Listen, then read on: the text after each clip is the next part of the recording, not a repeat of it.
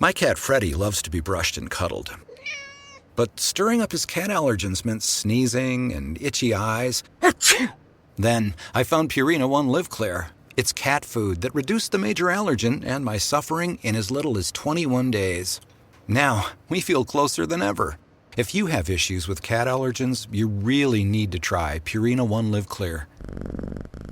Try new Purina One Live Clear today. Purina One, a difference from day one. It's The Other Side of Midnight with Frank Morano. This is The Other Side of Midnight. I'm Frank Morano, and I am very, very pleased to be able to talk to Dr. Judy Kuriansky. Dr. Judy Kuriansky started life as one of my favorite guests, but she's quickly evolved to be one of my favorite people, period. Not only is she an expert in so many different areas, she's a clinical psychologist, an author of many books, a relationship therapist, an expert on everything from love making to dealing with emotional tumult. But she's also a UN NGO representative, and I have to tell you, she is one of the most relentlessly positive people that I know. And whenever I am around her, I am inspired to do and be the best version of myself. And she's always game for staying up late on the radio with us and sharing some wisdom with our audience. Very, very pleased to welcome back to the program the one and only Dr. Judy Kuriansky. Dr. Judy, it is wonderful to talk to you again.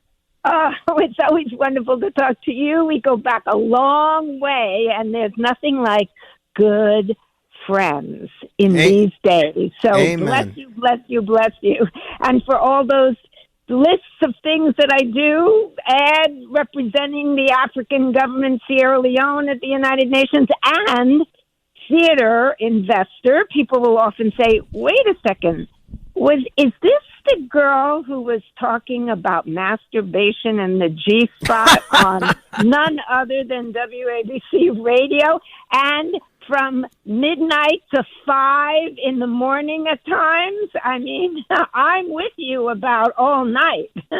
You are indeed. All right. Since you mentioned Broadway, you've been an investor in a lot of great shows, and I know you take in a lot of shows that you haven't, even ones that you haven't invested in. I hear that we're already on pace for a record year in terms of Broadway revenue, and I really think what you're seeing in Broadway could kind of be a model for older technology and older media like radio, because people have been seeing plays forever, and not only are they still enjoying them, but they're still paying a lot of money for them. And I think the same could be said of radio. It's a technology and a media that's been around for a while, but people are always struggling with how to reinvent itself. What have you seen that's on Broadway now? What's worth seeing? Well, what I invested in, a good investment for a change, Frank, is Othello, which is, of course, the classic Shakespeare. And please, who doesn't want to see Denzel Washington and Jake Gyllenhaal, pairing off in this classic story of jealousy and betrayal and racism? And, I mean, talk about the money. Okay, Othello tickets have been going for like $900. Right. This is like the scandal of like who gets to see it at that price. And it's one of the few that even after a short period of time, to be honest, really, Frank, I get a message saying we're going to be paying back some of your investment. I mean, I did Donna and the Temptations and so many huge, wonderful shows that never make any money. But with Othello, that's one thing. And I just actually also invested in the Buena Vista Social Club. And Frank, it is not about, what you think it sounds like. And I had no idea it was going to be this great. It is about a social club in Havana before the revolution. And it was an album that was really a huge hit in 1997 when I was also on the radio. And it tells the story of these musicians who made this album. And it is massively compelling. You can't get your energy around constant of the Afro-Cuban music, and then this story of two sisters who are deciding should they leave before the revolution. And I was like crying and laughing, and it's amazing, truly incredible. I mean, I know you play music before all your breaks and after. You ask me sometimes for my choices. That's right. You should play the Buena Vista Social Club music. That is a great suggestion, Judy. We will absolutely do that. 30 minutes after the hour, this is The Other Side of Midnight. My guest is Dr. Judy Kuriansky. All right, so Othello and the Buena Vista Social Club, obviously you have a vested interest in both of those shows, but Othello has already broken box office records. Have you seen anything else that you'd recommend that people should check out? Well, I haven't seen it yet, but of course, everybody is going to see the Good Night, Good Luck, which the of George course is Clooney part of show, the business sure. that we know. But guess what? They don't even call it that. They just call it George Clooney. And I heard tonight, I was actually at Real Women Have Curves, which is about a Mexican family who run a dress factory, and they're panicked about being deported. So what could be more relevant for today's issues than that? But I heard that Rachel Ziegler, who, of course, was the star of Snow White, which bombed at the box office, and she's playing Evita in London, that I'm wondering whether I should invest in, was just at the George Clooney show, which is what everybody calls it. So I've seen Smash, which is about the making of a musical about Marilyn Monroe. That was Steven Spielberg was involved in that, and it was a TV show, which was very entertaining. And Smash, why do I stay up all night? Because I love you, and because I'm used to it. And I just got back from seeing Smash. I love it. We'll take it. We'll take all three of those reasons. Thank you, Judy. All right. Let me pick your brain on a few different items in the news that we could benefit from your expertise on. One is the issue of conservatorships or guardianships, which in some cases people say are abusive. Now, this first erupted on the world stage with the Britney Spears situation, but now everybody's talking about it with respect to Wendy Williams, where Wendy Williams is doing interviews. She's even got some high-priced attorneys now, and she's essentially saying that she's a prisoner.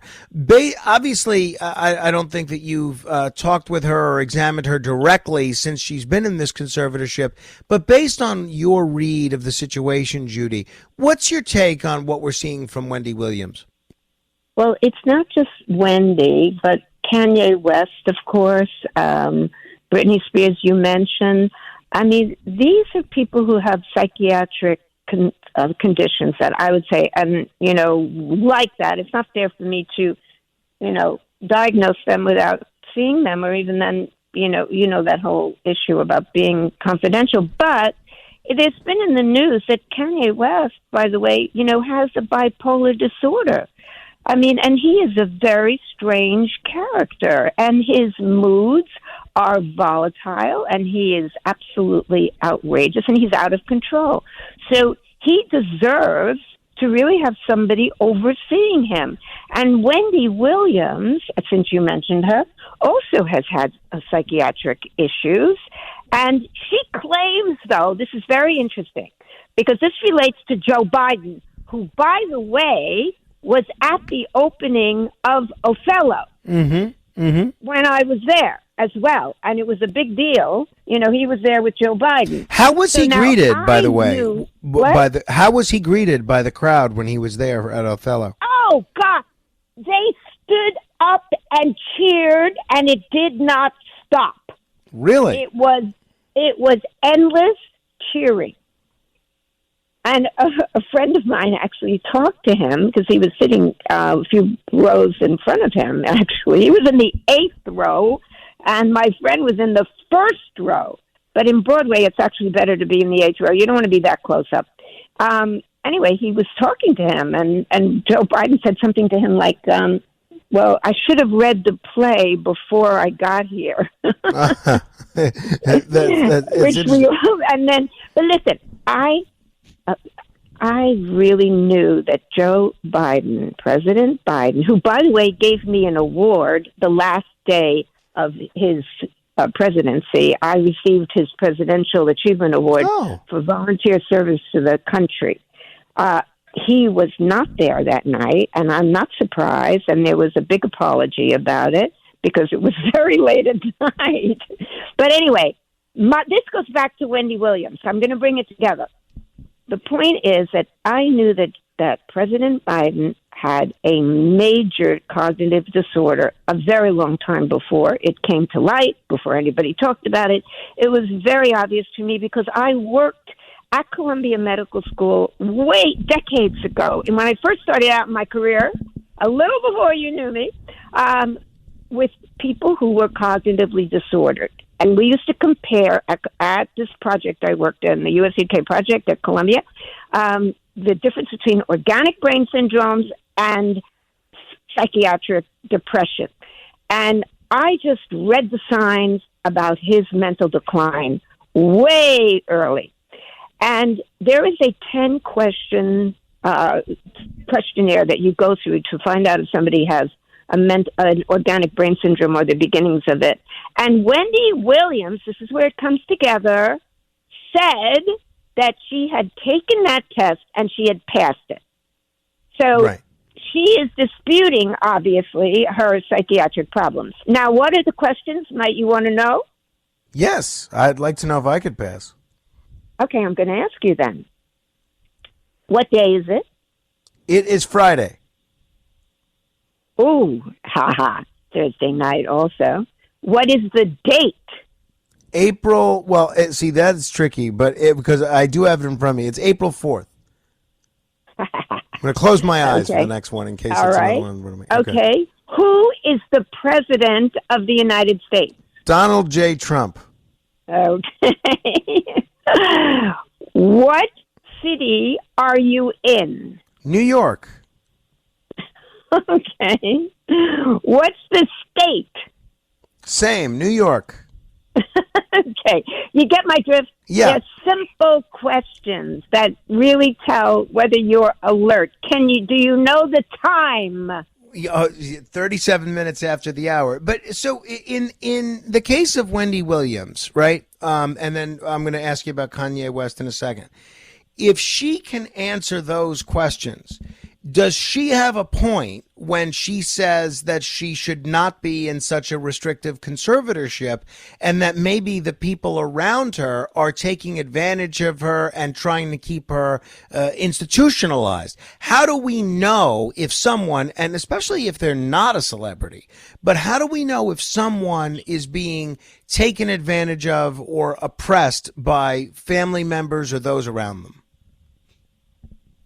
Observation over a period of time of their behavior. That is my answer, and I know that that's the way it works, because people who are in early stages of decline go through these phases. They can be functional at some times, like even, I have to go back to Joe Biden again, you go in and out of it.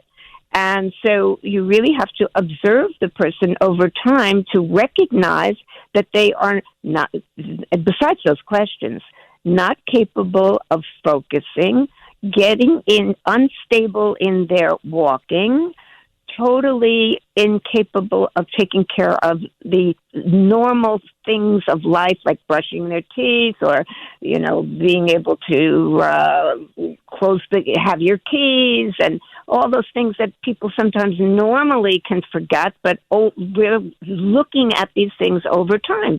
Then you are able to come to a decision about them being incapable. And it's just factual. It's not a matter of somebody trying to get their money. Although this is the debates that go on in the public. How does PwC take your company to the leading edge? They bring the sharpest minds in tech to your team, so you can bring the ideas that will transform your business.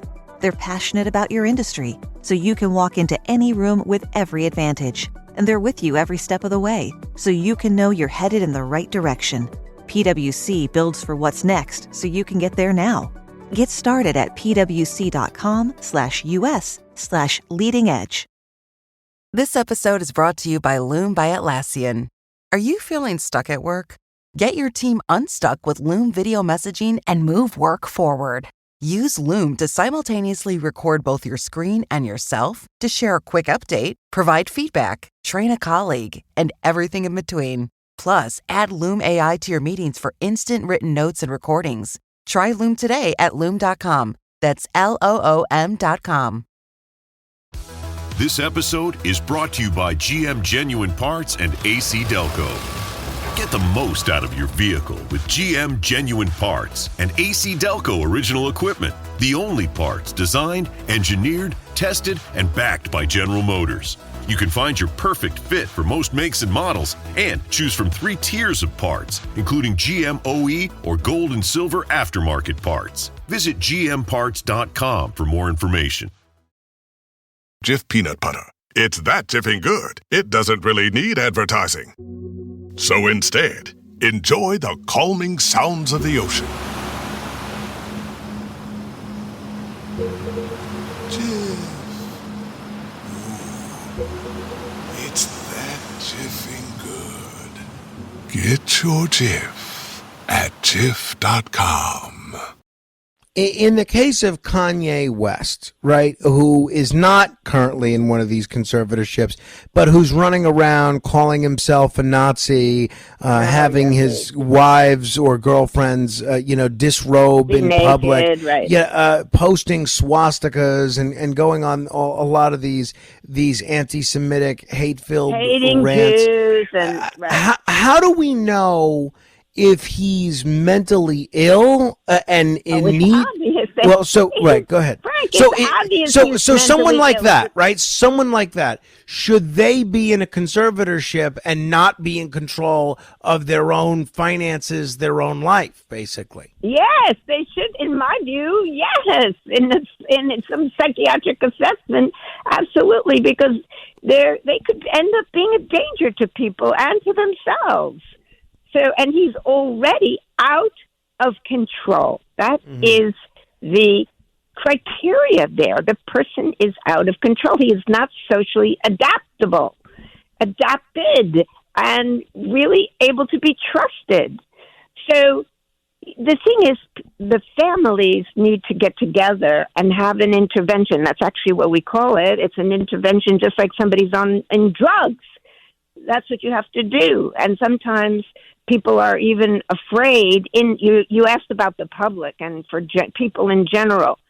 Like, many people who are listening to your show now may know that somebody is out of control like that. They're not being able to take care of themselves in daily life. They're, screaming in the streets or saying outrageous things or misbehaving, treating people badly, drinking and drugging, or, addicted to sex or whatever.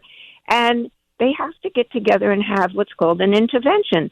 All the key family members and the key friends have to get together, but they don't really, a lot of people don't do that because they're afraid. They're afraid of the very person who needs an intervention. Right. Yeah, I get that. If you're just tuning in, this is The Other Side of Midnight. I'm Frank Morano. My guest is Dr. Judy Kuriansky. She's written many books on a variety of different subjects that will open your eyes on many, many different levels. If you want to do yourself a favor, you could check out her website and learn more about her background, some of the things that she's done in the world of radio and elsewhere. Very simple, drjudy.com, drjudy.com. Judy, you've been involved all over the world, including in a lot of countries that many Americans couldn't find on a map. Let me ask you about what we saw recently in Myanmar. Devastating earthquake out there. And a lot of folks, thinking, all right, well, what are we worried about Myanmar for when there's a lot of suffering in our own country, including tornadoes in places like Arkansas. How should folks process what happens in a country they've never been to and may not know very much about versus something that happens in their backyard, Judy? Well, all of it is the same. This trauma that's going on is experienced, like you said, in Arkansas, in so many other places in our very country, and also in the world. So paying attention to what's going on in Myanmar, and you so proud that you recognize the importance of that, is a way of really developing empathy for not only people in foreign countries, but the people, who just live in states in the South or in certainly, along the corridor where they have all the floods and the tornadoes. I mean, it's a matter of developing empathy. It could happen to any one of us at any time. I mean, I'm glad you mentioned Myanmar. You're right. It was called Burma and still is. It is a country of incredibly kind people who, like Afghanistan, by the way, are living under a military junta, and there is violence going on there. I know the ambassador very well, and I did a big event with him at the United Nations, and he told stories about what is going on in that country, the horrors of what has happened. I'm going to tell you the worst horror that people are suffering under with the military, abusing the people. So to terrorize the public, they post body parts, they cut off people's body parts, like their heads, their legs, their torso, and post them on the fences of people's homes. Wow. That is Jeez. So, can you just imagine the horror of living in an environment like that with a military dictatorship taking over your freedom, and then these kind people experience the loss of their homes and everything. By the way, just like the California fires, right? So it's home as well, and losing everything, and tens of thousands of people dying. I mean, the world is just in a horror. So paying attention to Myanmar is like what happened in the fires and like what happened in Arkansas. And anything can happen to any of us at any time. So what does that lead to, Frank? It leads to kindness. That's all. Just making sure that every person who's listening does something kind to another person and for themselves. Well, and that's my big advice. Yeah, I think that's great advice, no matter the circumstance, particularly when a family may be dealing with grief. And we've been reading a lot about the situation involving the former Yankee player, Brett Gardner, and his family, because his 14-year-old son passed away in Costa Rica, apparently due to carbon monoxide poisoning. I don't think this is the kind of thing that a family ever gets over, but how does a family that suffers the loss of a 14-year-old boy like this, how do they get by? How do they deal with that level of unimaginable grief, Judy? It is unimaginable grief. They were on vacation in Costa Rica trying to have a great time in a beautiful country that is very diverse in all of its environment and very well known for people just, having a great time in this gorgeous environment. And who would ever think, because as you know, and people are probably aware, carbon monoxide, you don't smell it, you don't taste it, you don't know what's happening. So it's a horrible accident with the machine, I believe, that was next door to where the family was vacationing in their hacienda, and the boy, 14-year-old, was in the room right next to it. So the answer is by recognizing the stages of grief that you go to. And there's one thing I really seriously want to point out about this, and that is that many families suffer so greatly from the guilt of a child dying from some accident that they blame themselves and each other from, that subsequent to that, couples break up. And this is what has been shown by psychology research, and it breaks my heart to realize that, because when you think that normally, Frank, I would say, this should bring couples together to share in their grief, to go process it together by, knowing that you're there for each other and the other children, that the public at your neighbors and your friends are supportive of you. And yet it tears couples apart because they get into such depression and such blaming of each other or themselves that they cannot stay together. And I think the lesson there is for everyone, since you're bringing that up, of what is the value, of this and what does it mean and to them and to everybody, is just to recognize that if you are going through a trauma with your partner of a loss, whether it's of a child or some other major loss, to see that this should bring you closer together. And that is psychologically the only way people get over major disaster, is by support from others. This has been proven over and over again, whether it's the California fires or losing a child or anything else, that instead of separating you from people, you must come together. It's the way people heal. Judy, it is always a great treat to be able to chat with you. I will very much look forward to our next time on the radio, and even more the next time we get to hang out. Me too. And with your beautiful family, your wife, who is just amazing. And I need to see the little boy. Well, we got to pick a day for you to come out to Staten Island, and we'll do something. I know he gets a big kick out of the owl that you got him for when he was born, because his father's a night owl. That was very thoughtful, and he still gets a kick out of it. All right. Thank you, Judy. I will see you soon. Have a great weekend. Okay, bye. All right, 646-720-0635. If you want to comment on any portion of our conversation or anything else we've delved into this hour, that's 1-646-720-0635. This is The Other Side of Midnight. Straight ahead. This is an ad by BetterHelp. BetterHelp recently surveyed over 16,000 people and found that while 75% of people believe it's wise to seek support, only 27% of Americans are in therapy, and people stay silent to avoid being judged. BetterHelp has over 10 years of experience matching you with the right therapist. Because we're all better with help. Visit BetterHelp.com/StopTheStigma for their first ever State of Stigma report, the latest in mental health research.